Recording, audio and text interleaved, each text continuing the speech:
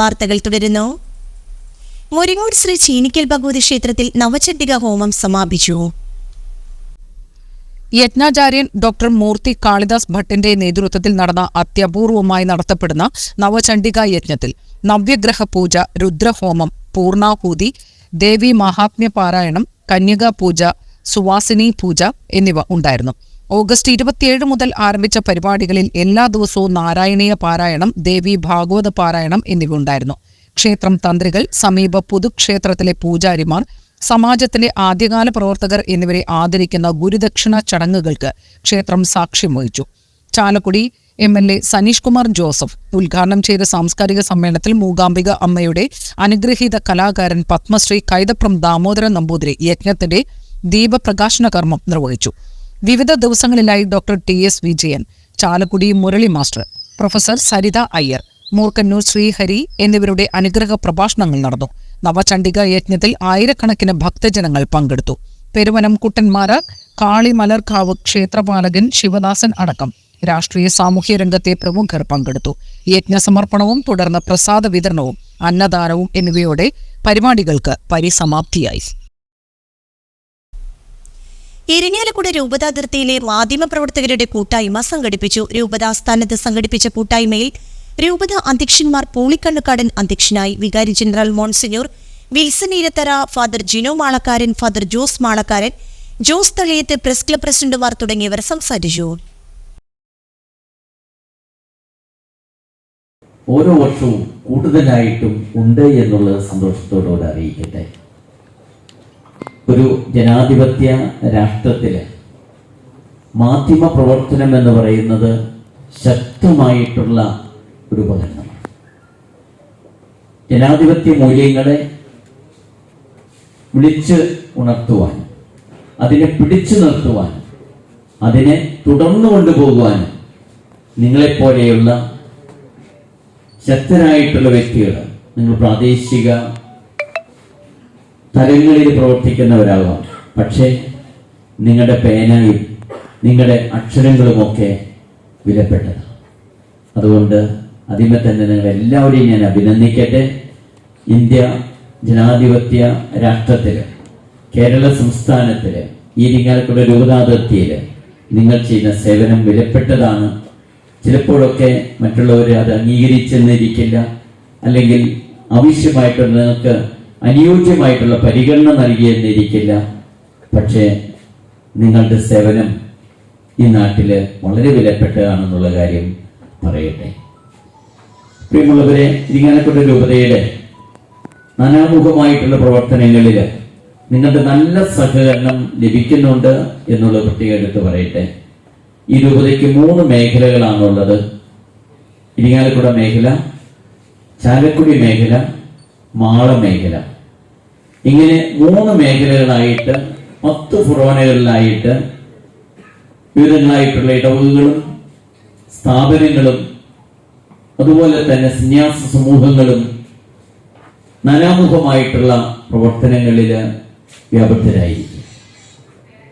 നേരത്തെ സൂചിപ്പിച്ചു, 46 വർഷങ്ങൾ പിന്നിട്ട് 47ാം വർഷത്തിലേക്ക് പ്രവേശിക്കുകയാണ്.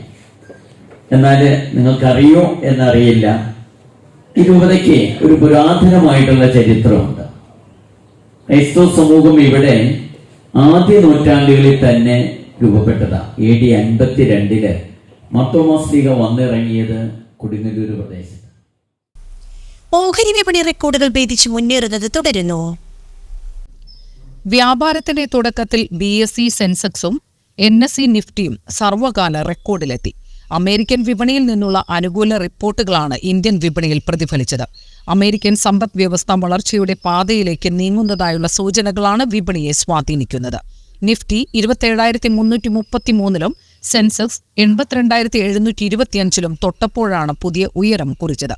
Bajaj Finserv, HCL tech, ITC, tech Mahindra, Infosys, Asian paints ഓഹരികളാണ് പ്രധാനമായി നേട്ടം ഉണ്ടാക്കിയത്. Tata Motors, Mahindra and Mahindra, NTPC, Bharati Airtel ഓഹരികൾ നഷ്ടം നേരിട്ടു. തുടർച്ചയായി 12ാം ദിവസമാണ് ഓഹരി വിപണി നേട്ടം രേഖപ്പെടുത്തുന്നത്.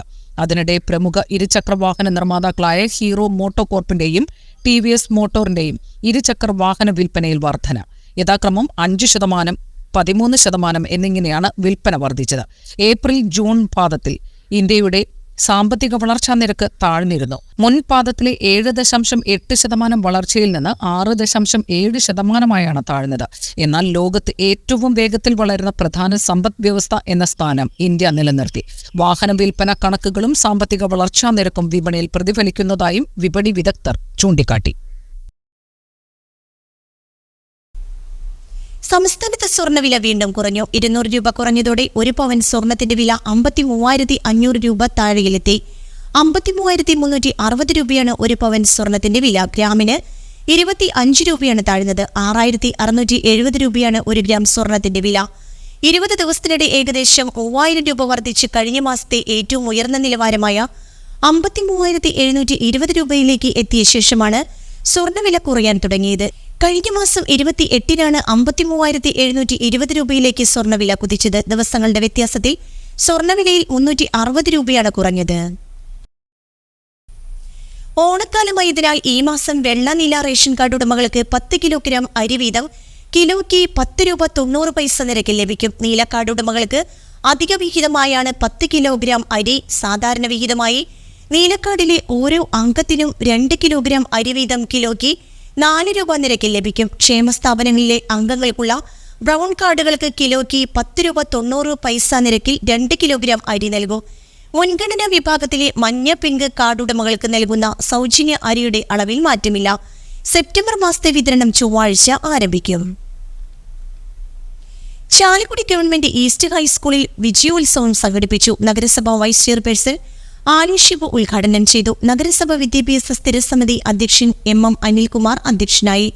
ഡോക്ടർ K മുത്തുലക്ഷ്മി മുഖ്യപ്രഭാഷണം നടത്തി. പ്രതിപക്ഷ ലീഡർ CS സുരേഷ്, കൗൺസിലർമാരായ VJ Joji, TD Elizabeth, Sheeba teacher, Suma teacher, Joy Chulliyadan, MN Shaiju, PTA president V Dhaneesh, PB Nisha, AS Swetha, PP Omana, Naina Austin, EG Udayan തുടങ്ങിയവർ സംസാരിച്ചു. വിദേശ മദ്യം ബൈക്കിൽ വിൽപ്പന നടത്തിയിരുന്ന ആളെ Chalakudy excise inspector CU Harish arrest ചെയ്തു. പരിയാരം പെല്ലിശ്ശേരി വീട്ടിൽ 43 വയസ്സുള്ള ഡേവിസാണ് അറസ്റ്റിലായത്.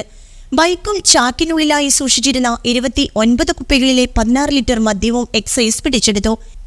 എക്സൈസിന് ലഭിച്ച രഹസ്യവിവരത്തെ തുടർന്ന് നടത്തിയ അന്വേഷണത്തിലാണ് പ്രതി പിടിയിലായത്. ആവശ്യക്കാരെ ഫോണിൽ ബന്ധപ്പെട്ട് വീടുകളിൽ മദ്യം എത്തിച്ചു കൊടുക്കുന്നതാണ് ഇയാളുടെ രീതിയെന്ന് എക്സൈസ് അറിയിച്ചു. അനധികൃത മദ്യവിൽപ്പന നടത്തിയതിന് ഇയാളുടെ പേരിൽ ചാലക്കുടി എക്സൈസിലും പോലീസിലും നിരവധി കേസുകളുണ്ടെന്നും എക്സൈസ് ഇൻസ്പെക്ടർ അറിയിച്ചു. Excise inspector grade Harish Kumar Puthilam, assistant excise ഇൻസ്പെക്ടർമാരായ Jaison, Jose, KN Suresh, NU Sivan, Muhammad Shan എന്നിവരും അന്വേഷണ സംഘത്തിലുണ്ടായിരുന്നു. ഇന്ന ദിവസം ചാലക്കുടി പരിയാരം അങ്ങാടി ജംഗ്ഷനിൽ വെച്ചിട്ട് 29 കുപ്പിയിലായിട്ട് 16 ലിറ്റർ ഇന്ത്യൻ നിർമ്മിത വിദേശ മദ്യം വിൽപ്പന നടത്തിക്കൊണ്ടിരുന്ന ആന്റണി ഡേവിസ് എന്ന അന്തപ്പൻ എന്ന് വിളിക്കുന്ന ആള്. ഇയാള് മുൻപ് പല അബ്കാരി കേസുകളിലും എക്സൈസിന്റെ പോലീസിന്റെ ഉൾപ്പെടെയുള്ള കേസുകളിലെ പ്രതിയാണ്.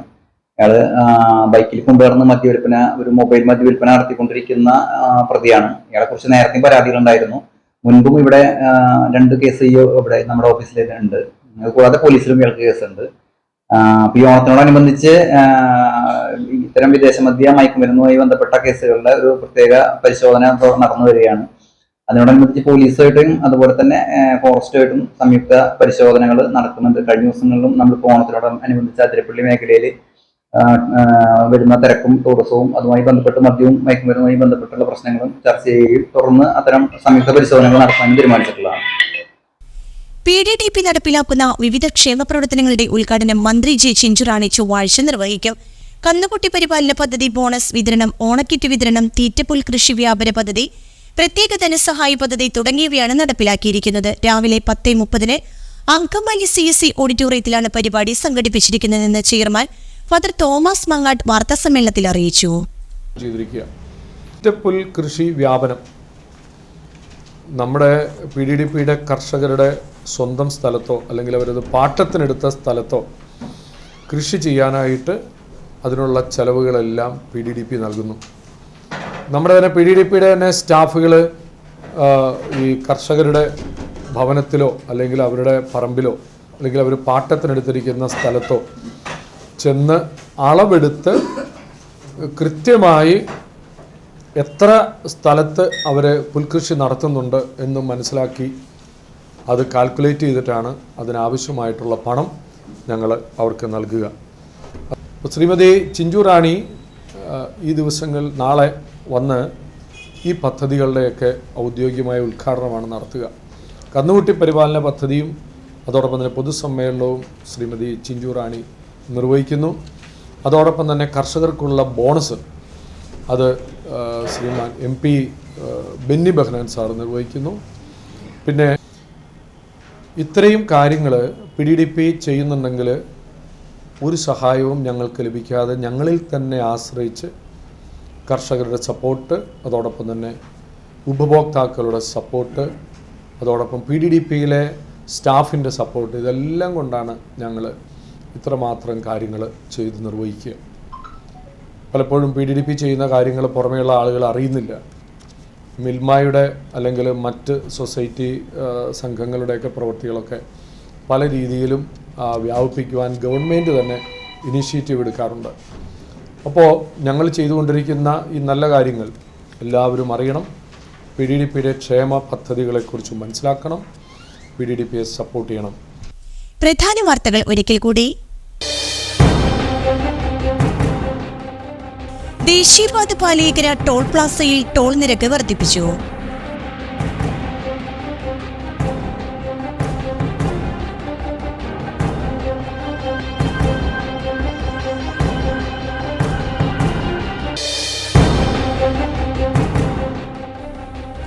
ഭഗവാൻ ശ്രീനാരായണ ഗുരുദേവനെ സാമൂഹ്യ പരിഷ്കർത്താവാക്കി ചിത്രീകരിക്കുകയാണ് രാഷ്ട്രീയ പ്രസ്ഥാനങ്ങളെന്ന് SNDP യോഗം വൈസ് പ്രസിഡന്റ് തുഷാർ വെള്ളാപ്പള്ളി.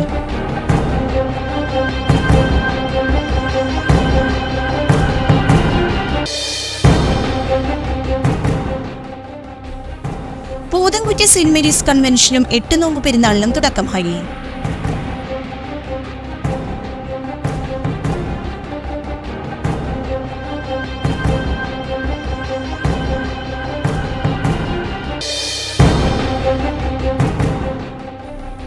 മുരിങ്ങൂർ ശ്രീ ചീനിക്കൽ ഭഗവതി ക്ഷേത്രത്തിൽ നവചണ്ഡിക ഹോമം സമാപിച്ചു.